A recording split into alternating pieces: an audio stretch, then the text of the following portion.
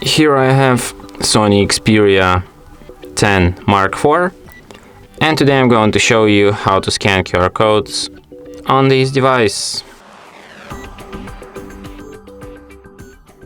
So firstly you have to open camera, then tap on the gear icon to access its settings and enable QR code reader.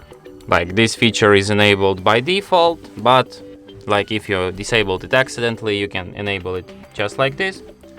So now to scan QR code, you just like scan it with your camera,